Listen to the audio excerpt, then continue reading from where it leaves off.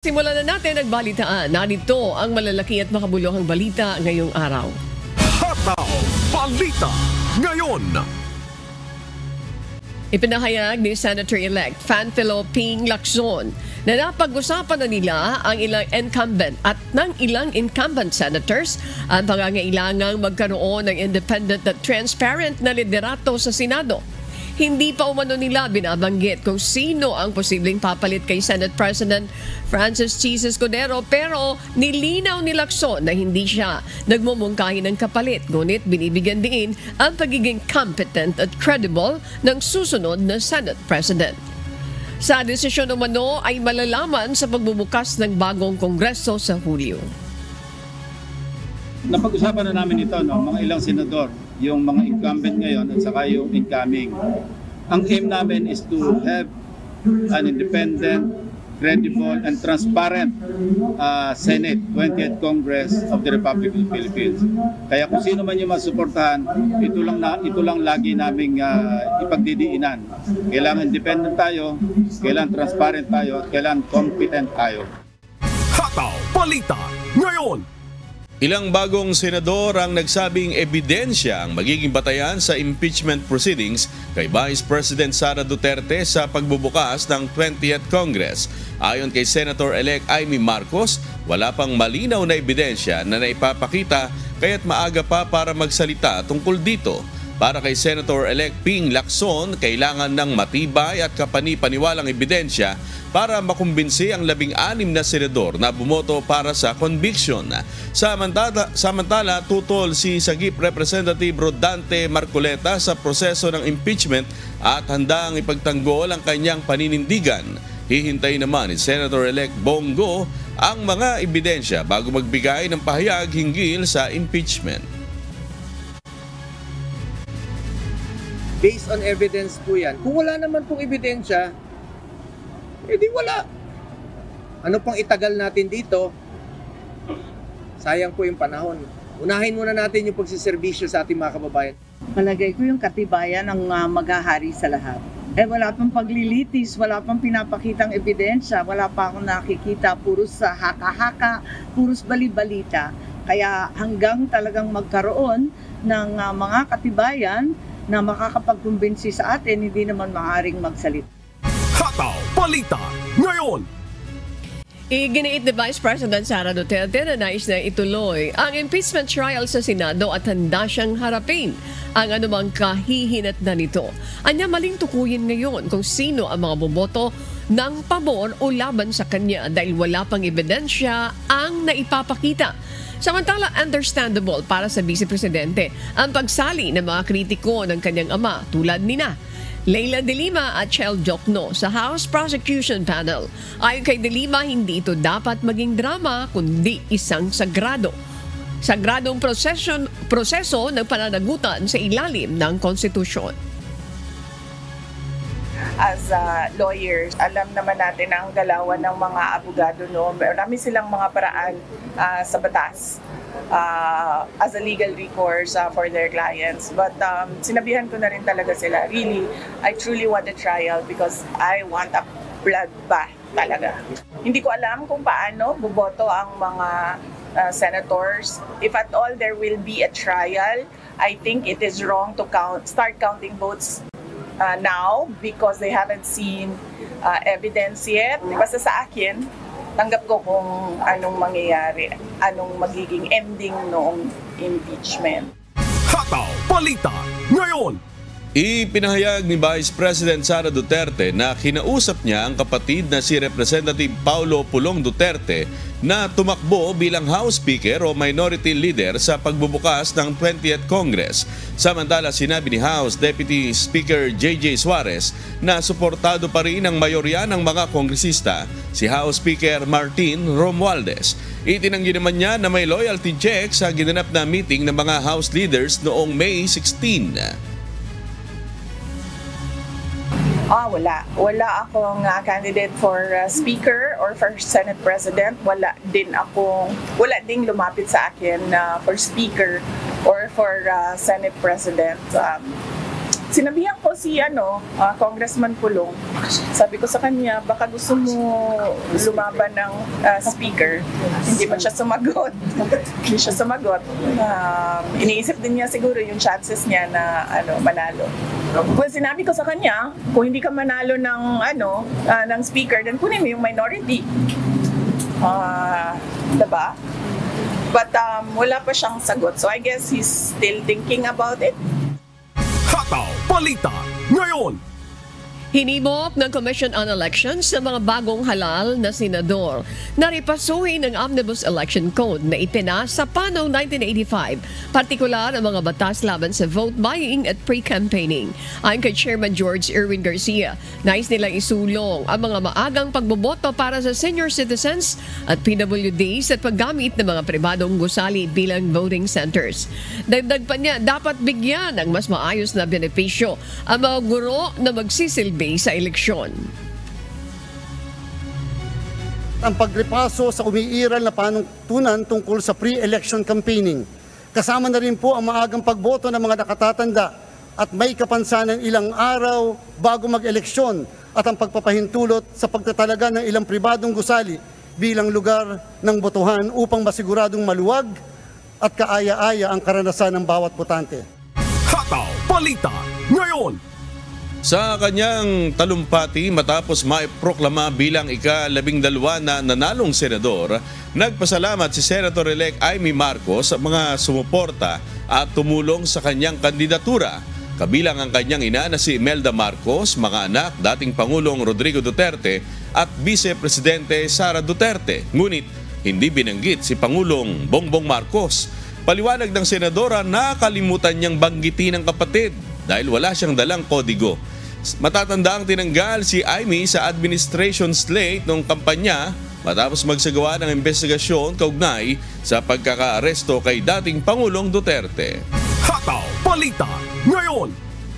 Nakatakdang iproklama ng Commission on Elections ngayong hapon sa tent city ng Manila Hotel ang mga nanalong party list sa ginanap na 2025 national and local midterm elections. Mahigit 60 upuan ng Kongreso ang nakalaan para sa mga nominees na mga nanalong party lists. Target ng komisyon na sabay-sabay na maiproklama ang lahat ng nanalo ngayong araw. Hataw Balita ngayon. Sa iba pang balita, kumpiyansa si dating presidential spokesperson Harry Roque na hindi siya may papadeport ng Netherlands kahit humingi pa ng tulong ang Department of Justice o DOJ sa Interpol dahil sa kanyang asylum status. Sinabi ni Roque na wala pa siyang natatanggap na warrant of arrest kaugnay ng kasong qualified human trafficking na may kinalaman sa operasyon ng Lucky South 99 Pogo Hub. Pinuna rin niya ang umano'y pagbuo ng tracker team ng PNP CIDG para hanapin siya at ang kanyang kliyente na si Cassandra Ong. Gayunpaman, bakit po hindi ako natatakot? Kasi Interpol po, international police organization. Hihingi sila ng tulong na arestuhin. Now, saan pumapasok ang Interpol? Nagbibigay po yan ng notice sa mga bansa na kasapi ng Interpol, kasama po ang Netherlands. So ang gagawin po ng Interpol, hindi po Interpol ang huhuli. Ang huhuli po ay Dutch Police. Now, bakit naman hindi gagawin ng Dutch Police yan? Dahil alam po nila na meron akong asylum. At kapag meron akong asylum, ibig sabihin yan, may karapatan ako na non-refuma, na hindi mapabalik doon sa bansa kung saan ako nanggaling, in my case, Philippines. Dahil ako nga po ay ginigipit at biktima ng unjust prosecution. Hataw Balita ngayon. Magsasagawa na opisyal na pagbisita sa Pilipinas si Mongolian Foreign Minister Batsetseng Batmu ngayong araw, May 19 hanggang bukas, May 20. Ito po ay upang talakayin ang pagpapalakas na ugnayan sa pagitan ng dalawang bansa. Makikipagpulong siya kay Foreign Affairs Secretary Enrique Manalo at bibisita kina Pangulong Ferdinand Marcos Jr. at Senate President Francis Cheese Escudero. Bukod sa bilateral cooperation, tatalakayin din nila ang mga isyong pang-estratehiya tulad ng kalakalan, turismo, agrikultura at pagsasanay sa wikang Ingles. Hataw Balita ngayon. Iminungkahi ni Tourism Secretary Cristina Frasco sa Skip Asia Forum 2025 sa Thailand ang pagbuo ng ASEAN Visa katulad ng Gulf Cooperative Council o GCC Visa sa Middle East at sa Schengen Visa sa Europe. Naniniwalang kalihim na ang ASEAN Visa ay magsusulong ng pagkakaisa ng mga bansa sa rehiyon at magbibigay daan sa pagpapalakas ng turismo. Bukod dito, tinututukan din ng DOT ang paghikayat ng mga turista mula sa Middle East, India, South Korea, Japan, US at Europe bunsod ng pagbaba ng Chinese visitor arrivals. Sinabi rin ni Frasco na ang pagkakaisa ng ASEAN ay makabubuti sa lahat ng bansa habang pinapanatili ang kompetisyon sa turismo. Ang Pilipinas ay magiging chairman ng ASEAN at mag-host ng ASEAN Summit sa 2026. Hataw Balita ngayon. Nananawagan ng Office of Civil Defense o OCD na agad tukuyin ang mga lugar para sa pagtatayo ng evacuation centers bago magsimula ang tag-ulan. Ayon kay Undersecretary Ariel Nepomuceno, hindi agad matatapos ang konstruksyon ng mga ito ngayong taon kaya't mahalagang pabilisin ang pag-identify ng mga lokasyon, lalo na ang mga government-owned properties. Sa Negros Occidental, hinimok din ni Nepomuceno ang pagtatayo ng permanenteng evacuation centers para sa mga apektado ng pagsabog ng Canlaon Volcano, kung saan 8,100 na residente ang kasalukuyang nasa 22 evacuation centers. Hataw Balita ngayon. Tinatayang aabot sa 300 milyon hanggang 500 milyong piso ang kakailanganing pondo para sa emergency repair ng San Juanico Bridge sa Eastern Visayas. Ito'y matapos makita sa assessment ng Department of Public Works and Highways ang problema sa structural integrity ng tulay. Bilang bahagi ng pag-iingat, ipinatutupad na ng DPWH ang limitasyon sa bigat ng mga sasakyang maaaring dumaan sa tulay. Itinaas na rin ng OCD Eastern Visayas at Regional Disaster Risk Reduction and Management Council ang Blue Alert status bilang paghahanda sa posibleng pagdala ng sitwasyon. Pinapayuhan ng mga motorista na dumaan sa mga RoRo port sa rehiyon upang maiwasan ang posibleng aksidente at pagkasira ng tulay. Samantala, ipinagbawal na rin ang paglalakad sa tulay simula May 18 at ginagamit na ang mga coaster at magagaan na sasakyan para sa mga pedestrian bilang dagdag na pag-iingat. Hataw Balita ngayon. Matapos ang 2 linggong rollback, inaasahang tataas ang mahigit piso ang presyo ng mga produktong petrolyo sa Martes, May 20. 1 peso and 10 centavos hanggang 1 peso and 30 centavos ang maaaring madagdag sa presyo ng kada litro ng gasolina at kerosene, habang 1 peso and 60 centavos naman to 1 peso and 80 centavos sa kada litro ng diesel. Kabilang sa mga itinuturong dahilan ng pagtaas ng presyo ng langis ay ang kasunduan ng US at China na alisin ang mataas na taripa sa loob ng 70 araw na maaaring magdulot ng pagtaas ng demand, kasabay ng mga parusa ng US laban sa mga kumpanyang sangkot sa Iran oil trade, gayon din ang pagbaba ng oil supply forecasts sa labas ng OPEC ground. Hataw Balita ngayon. Nais burahin ni Agriculture Secretary Francisco Chu Laurel Jr. ang negatibong imahe ng NFA Rice sa pamamagitan ng pagtiyak na ang 20 pesos per kilo na bigas ay abot kaya ngunit de kalidad. Nananawagan din siya sa mga regional managers ng National Food Authority na gawing masarap, masustansya at katumbas o higit pa sa imported na bigas ang subsidized rice. Pinalalawak ng NFA ang storage capacity nito at transport fleet upang makabili ng mas maraming palay mula sa mga lokal na magsasaka. Sa kasalukuyan, may 9.8 billion pesos pa ang NFA para sa palay procurement na katumbas ng 5 milyong sako ng bigas.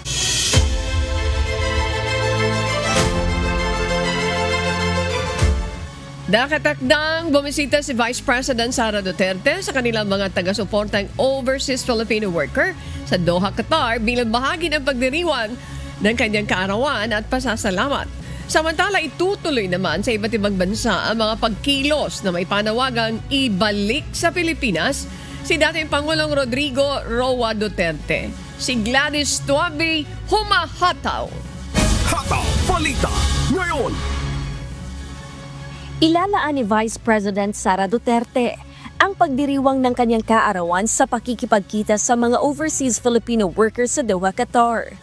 At sa paglahok sa serye ng mga kilos protesta, kaugnay sa hinaharap na kaso ni dating Pangulong Rodrigo Roa Duterte sa International Criminal Court o ICC.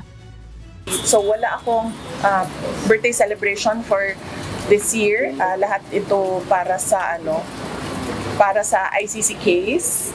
And yes, and then after that, meron pa kaming mga series of ICC Send Him Home na mga rallies sa iba't ibang bansa. Inaayos lang namin yung mga permits from the local government sa doon kung saan yung rallies. Kasunod ng aktibidad sa Doha, Qatar sa May 27 ay ang serya ng Send PRRD Home Rally na unang isasagawa sa The Hague, Netherlands ngayong May 31.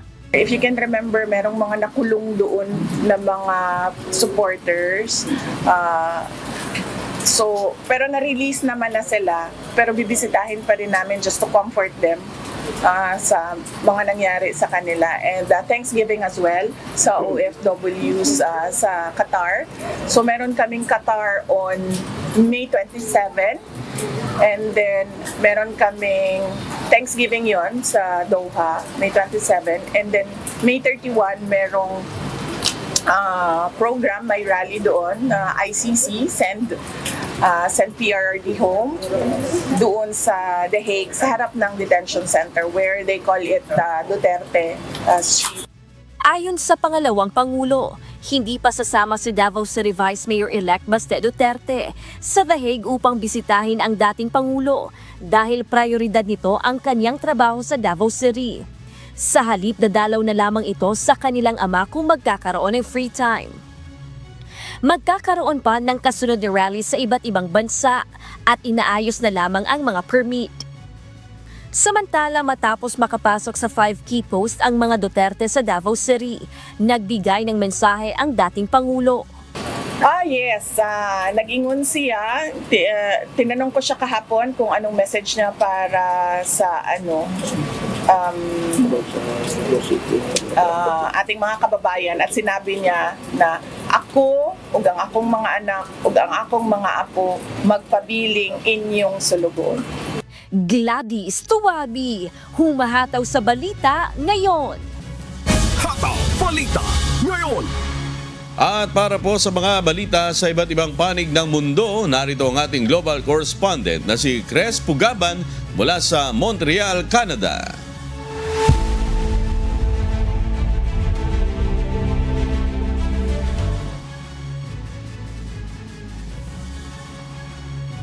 Nakapatat ng hindi bababa sa 30 ang mga tornado at bagyo na dumaan sa 3 estado.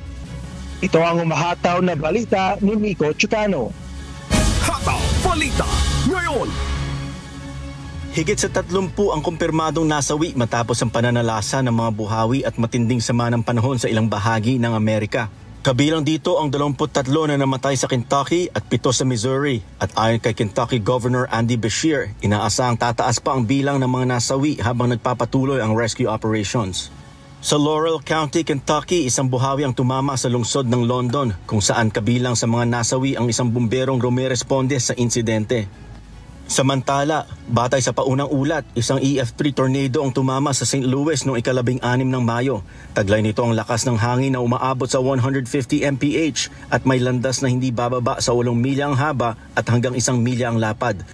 5 katao ang iniulat na nasawi sa nasabing buhawi. Naitala rin ang mga paunang ulat ng buhawi sa gitna ng malawakang severe weather sa Missouri, Illinois, Indiana, Kentucky at maging sa New Jersey. Sa Virginia, 2 katao ang nasawi matapos matumbahan ng puno sa magkaibang insidente. Isa sa Fairfax County at isa pa sa loob ng isang sasakyan sa kahabaan ng George Washington Memorial Parkway. Nico Chicano, humahataw sa balita. Ngayon! Hataw Balita Ngayon. Sa kabila ng lumalalim na sigalot at halos 3 taong kaguluhan, muling naupo sa isang mesa ang mga kinatawan ng Russia at Ukraine sa kauna-unahang high-level talks mula nang simulan ang pananakop ng Moscow noong 2022. Subalit sa kabila ng inaasam na kapayapaan, malinaw na hindi pa rin nagkaroon o nagkakaroon ng konkretong pagkakasundo ukol sa mga hakbang na kinakailangan upang maisakatuparan ang ceasefire. Ito ang mahataw na balita ni Daniel Encarnacion. Hataw Balita ngayon. Bahagyang nakikita ang pag-usbong ng diplomasya matapos pumayag ang magkaaway na panig na isulong ang karagdang negosasyon. Ayon sa Foreign Minister ng Turkey, mahalaga para kay US President Donald Trump ang agarang pagkamit ng kapayapaan.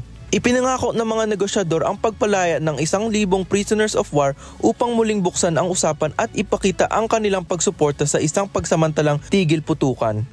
Ayon kay Peter Sleskin, direktor ng isang programa ukol sa Russia, ito ay isang mahalagang hakbang tungo sa muling pagbubukas ng dialogo.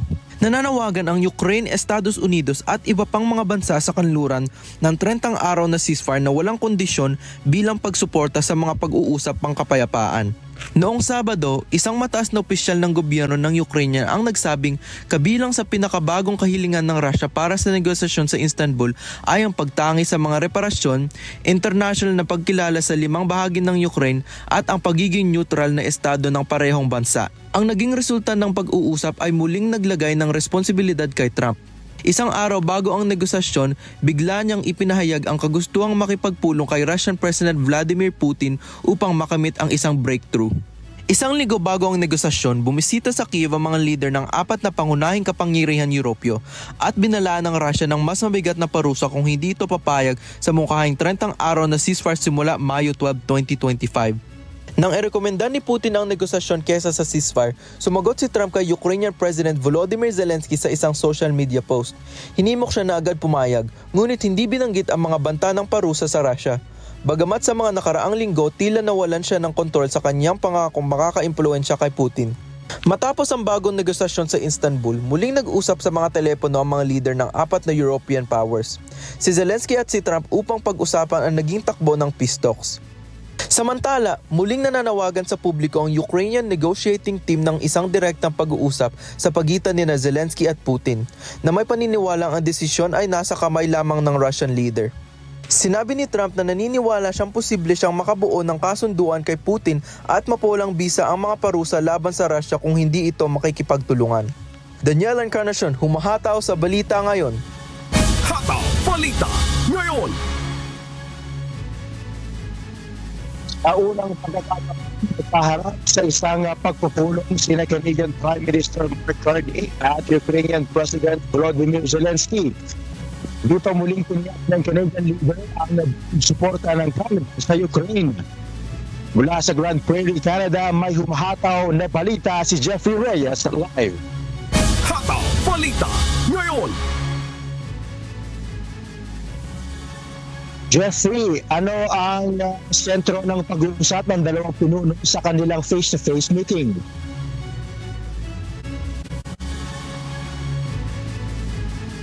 Yes, magandang araw, Chris. Sa kanilang unang pagkikita noong Sabado, May 17 sa Italy, ilan sa mga tinalakay ng dalawang pinuno ang isang kompleto at walang kondisyong tigil putukan at pag-pressure sa Russia. Tiniyak rin ni Carney ang matatag at hindi matitinag na suporta ng Canada sa Ukraine.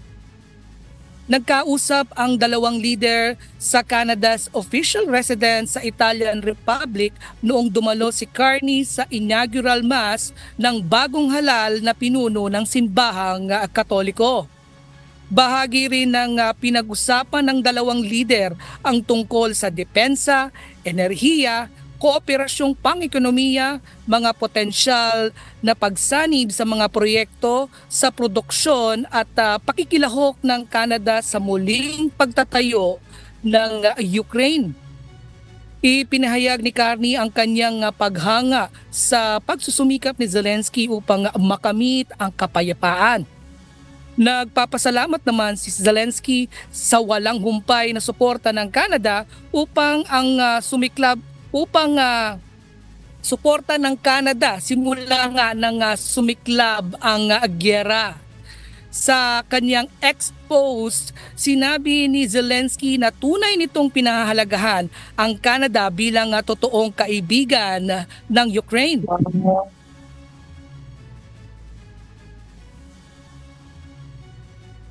Umaasa rin ng Ukrainian leader na tutugunan ni Carney ang imbitasyon nito na bumisita sa Ukraine. Balik sa iyo, Chris. Yes, Jeffrey, intindihan ba Mr. Carney si Zelensky sa G7 summit na idadao sa Calgary, Canada sa darating na Hunyo? Yes, Chris, kinumpirma nga rin ito ng Ukrainian President sa kanyang ex-post na nagpapasalamat ito sa imbitasyon ni Carney upang dumalo sa G7 meeting na isasagawa sa Canada sa susunod na buwan.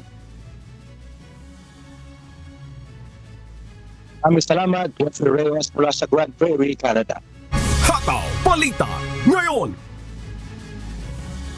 Pinagwalang bahala ni Iranian President Masoud Pezeshkian ang banta na ginawa ni US President Donald Trump sa Iran kaugnay ng usapan sa nuclear deal ng dalawang bansa.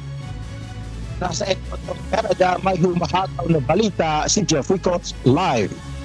Hataw Balita Ngayon. Yes, Jeffrey.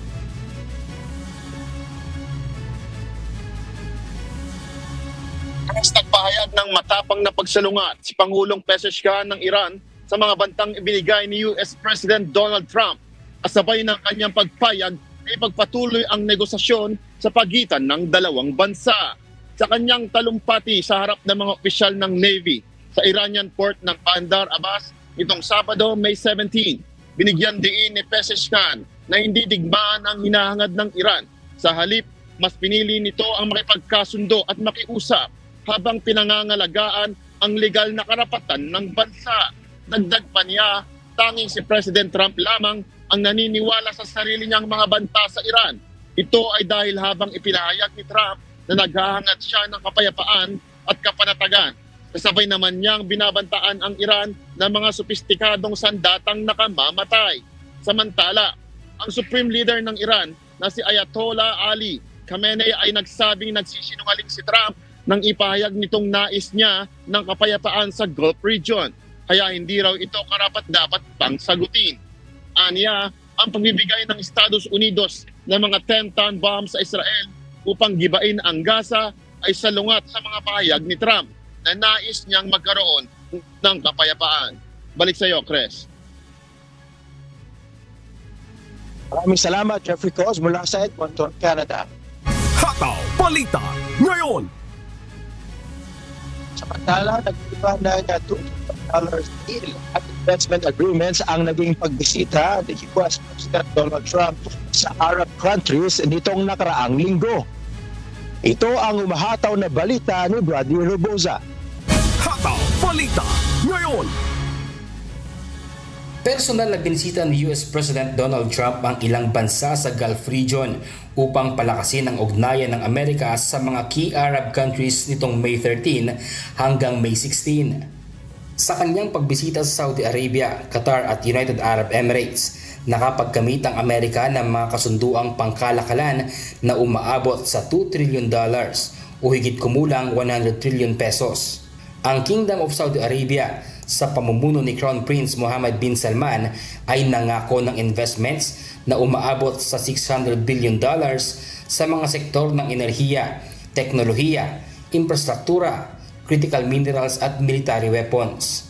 Makasaysayan din ang pagbisita ni Donald Trump sa Qatar dahil siya ang kauna-unahang US President na bumisita sa bansa. Nagbunga ito ng $1.2 trillion na investment deals na kabilang ang Boeing aircraft at GE Aerospace engine deal para sa Qatar Airways. Gayon din ang mga infrastructure projects.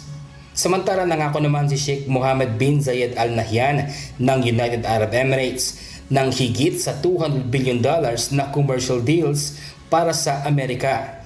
Kabilang sa mga ito ang mga kasunduan ukol sa $200 billion worth of commercial and investment agreements, pag-aangkat ng makabagong artificial intelligence o AI sa semiconductor chips at ang pagtatayo ng largest AI campus sa Abu Dhabi. Bagaman tagumpay sa ekonomiya at pagpapalakas ng alyansa sa pagitan ng Amerika at Gulf countries ang pagbisita ni Trump, maituturing ito ng ilang eksperto bilang isang conflict of interest dahil sa pagtanggap ng Pangulo ng mga regalo mula sa mga Gulf leaders at posibleng implikasyon nito sa foreign policy ng Amerika. Sa kabila nito, nananatili pa ring mahalagang kaalyado ng administrasyon ni Pangulong Trump ang mga bansa sa gitnang silangan. Bradley Robuza, humahataw sa balita ngayon. Hataw Balita Ngayon. Sa iba pang balita, ilulunsad ang isang bagong modelo ng pagtuturo sa mga paaralan sa Australia upang bigyang solusyon ang mababang national civic scores ng mga estudyante sa bansa. Ito ang umahataw na balita ni Ernie Briones. Hataw Balita Ngayon. Inilabas ng Australian Curriculum and Assessment Reporting Authority o ACARA ang resulta ng National Assessment Program Civics and Citizenship o NAPCC, kung saan lumabas sa 28% lamang ng mga mag-aaral sa Year 10 at 40% sa Year 6 ang may mahusay na kaalaman sa sibika. Bilang tugon, ilulunsad ng ACARA ang isang bagong teaching resource na tinatawag na Curriculum Connections, Media Consumers and Creators. Layunin ng proyekto na bigyang kakayahan ng mga kabataan sa pag-unawa at pagsusuri ng contemporary media at kung paano gumawa ng maayos na media content. Nilalayon din ng programa na sanayin ng mga mag-aaral na maging mapanuri sa media bias, makaunawa sa maling impormasyon, at matutuhan ang wastong paraan ng pagbabahagi ng mga material sa online. Magiging available ang mga bagong lessons sa national curriculum para sa mga guro mula sa kindergarten hanggang Year 10. Binigyang diin naman ni ACARA Chief Executive Officer Stephen Gnil na kinakailangan din ng suporta mula sa mga pamilya. Kaya't hinihikayat nito ang mga magulang na kausapin ng kanilang mga anak ukol sa civic topics sa bansa. Ernie Briones, humahataw sa balita ngayon. Hataw Balita Ngayon. At yan po ang mga balita mula sa iba't ibang panig ng mundo. Mula rito sa Montreal, Canada, ako si Chris Tugaban. Magandang araw. Hataw Balita Ngayon. Maraming salamat, Chris. At meron tayong shoutout, Ani. Yan. Baka gusto mo, mauna ka na, amigo. Ganun ba? Thank you. Ay, gusto kong batiin ng happy birthday si Nanay Amparo Libas. Ayan. So nagkaroon po ng celebration kagabi. At ganoon din si Jerickson Bunyag kasama natin ngayon, tsaka si Christian Lopez, and of course yung may bahay ni Jerickson, si Jonah, nanonood din ngayon. Si Elena Yang ng Sinpong Taiwan, tsaka si Emma Chikuhara ng Japan, yung mga suki natin sa abroad. Of course, yung aking may bahay, si Glenda, at ang aming unika iya, si Elisea. Ayan. Ani? Todo na yan. Baka mayroon ka pa susunod. Ayan. Sige, pag maisip mo na lang ulit. Of course, babatiin ko. Alam mo, lagi nanonood si BP Joseph, yung sa engineering department natin, yung BP natin. Magandang umaga po. Yung mga BP natin, good morning. BP Bong, BP Noli, BP Jerry, and BP Joseph. And of course, si GMJ Eusebio. Mami Beth Rason, yes. Si Brad Idad, ayan. Attorney Ruth Soriano and Attorney Mel, ayan. Of course, dito kasama natin si Adet. Thank you very much, Adet. Maraming salamat din kay Josa Ibanez sa belated Happy Sabbath, Josa. At syempre, narito si Aljan Lozano, ang palagian natin kasama. Sino yung dapat natin nabatiin pa? Si Rap, ayan. Rap, thank you very much. Kasama ba dyan si Belinda, si Jen, sino pa ba? Si Chris, sino pa?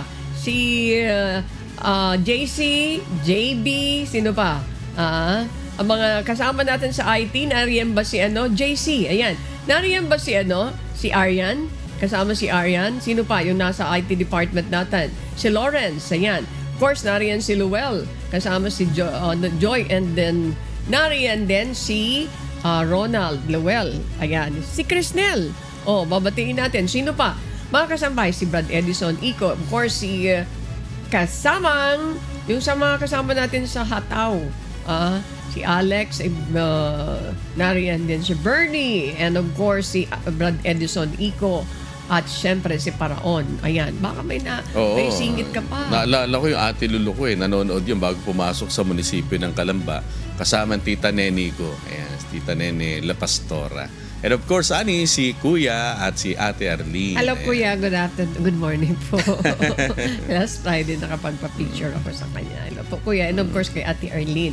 And yung mga tagapakinig natin na nariyan naman po sa Amerika. Ayan, yung classmate ko. Si Telma. And of course, nariyan din yung mga taga-Canada. Tuwason family.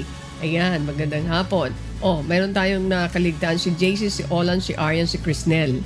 Ayun ang nakaligtaan natin. Pero tama-tama kasi 5:52 na. Getting ready na tayo. Sabi ni Christian, tinaas niya na yung kamay niya Sabi, okay na. Sabi niya ganun, awat na po. Okay na po, sabi ni Adet. Ayan, sige, follow po kami. Magandang umaga po sa inyong lahat. Sige, sama-sama na yung ating mga taga-subaybay sa buong Pilipinas. Shoutout po sa inyo at sa iba't ibang panig ng mundo. Ganun din po sa mga tagapakinig ng Hataw Balita ngayon sa Radyo La Verdad 1350. Patuloy po namin kayong inaanyayahan sa nagpapatuloy na mass indoctrination ng MCGI. Day number 11 na po tayo. Mamayang alas 7 po ng gabi, Philippine Standard Time, sa official MCGI social media accounts. Kabilang po ang MCGI channel, ang official YouTube channel ng Members Church of God International. Patuloy din po namin kayong hinaanyayahan na makiisa sa Global Prayer for Humanity tuwing Lunes hanggang Biyernes alas 9:30 ng gabi. Ito po ay nakastream ng live sa lahat ng MCGI social media accounts. Ang Global Prayer for Humanity ay bukas po sa lahat, anuman ang inyong relihiyon o lahi. Maraming salamat, Amigo Sherwin. Mga kasambahay, kung may mga istorya po kayong nais balikan dito po sa Hataw Balita ngayon, pwede nyo po itong muling mapanood sa aming official social media account. Magtungo lamang po sa UNTV News and Rescue YouTube channel at i-click ang subscribe button. Gayon din po sa aming Facebook at TikTok accounts. Mapapanood nyo rin po rito ang iba pang news programs ng UNTV. Pati na po ang iba pang video ng nag-iisang public service channel. Kaya, tara na! Subscribe, like, and share.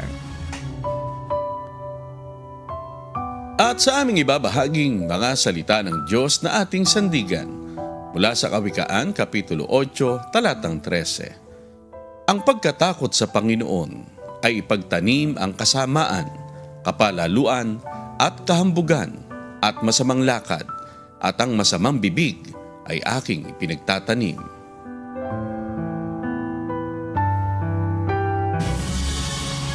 At yan po ang mga humahataw na balita ngayong umaga ng Lunes, 19 sa buwan ng Mayo 2025. Ako po ang inyong amigo, Sherwin Kulubong. Si Jaja pala at saka si Grace Casin. Good morning. Sa ngalan po ng lahat ng bumubuo ng UNTV News and Rescue, UNTV Radyo La Verdad 1350, at ng ating mga correspondent mula sa Pilipinas at sa iba't ibang panig ng mundo. Ako naman po, si Annie Rentoy. At dito sa UNTV at UNTV Radyo La Verdad 1350, Diyos ang aming sandigan. Serbisyo publiko ang aming pinahahalagahan. Susunod na po ang Good Morning Kuya. Salamat po sa Diyos at magandang umaga.